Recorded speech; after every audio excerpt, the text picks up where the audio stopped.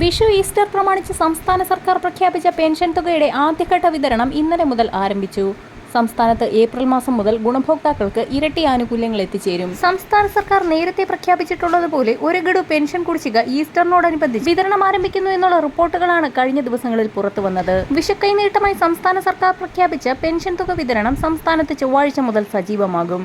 Pension തുക എത്തിച്ചേർന്നിട്ടില്ലാത്ത ഗുണഭോക്താക്കൾക്ക് വരുന്ന ആഴ്ച കൊണ്ട് വിതരണം പൂർത്തിയാക്കുന്ന രീതിയിലാണ് സംസ്ഥാനം നടപടികൾ ആരംഭിച്ചിരിക്കുന്നത്.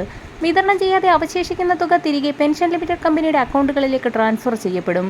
ഇതിനുശേഷമാണ് പെൻഷൻ കുടിശ്ശികയിൽ ഒരു ഗഡു കൂടി സംസ്ഥാന സർക്കാർ വിതരണം ആരംഭിക്കുക.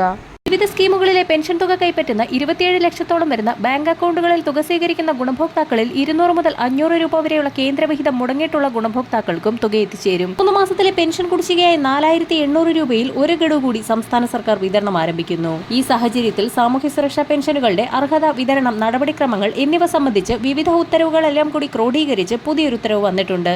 വിവിധ സ്കീമുകളിലെ പെൻഷൻ തുക കൈപ്പറ്റുന്ന ഗുണഭോക്താക്കൾ നിർബന്ധിത സർട്ടിഫിക്കറ്റുകൾ സമർപ്പിക്കണമെന്നുള്ള അറിയിപ്പുകൾ കൂടി നേരത്തെ പുറത്തു വന്നിരുന്നു. വിധവാ പെൻഷനുകൾ കൈപ്പറ്റുന്നവർ പുനർവിവാഹിതരായിട്ടില്ല എന്ന സാക്ഷ്യപത്രം വാർഡംഗത്തിൽ നിന്ന് വാങ്ങി സമർപ്പിക്കണമെന്ന നിർദ്ദേശം ചില തദ്ദേശ സ്ഥാപനങ്ങൾ പുറത്തുവിട്ടിട്ടുണ്ടായിരുന്നു. അറിയിപ്പുകൾ ലഭിച്ചിട്ടുള്ളവർ മാത്രം ഈ സർട്ടിഫിക്കറ്റുകൾ ബന്ധപ്പെട്ട തദ്ദേശ സ്വയംഭരണ സ്ഥാപനങ്ങളിൽ സമർപ്പിക്കേണ്ടതാണ്.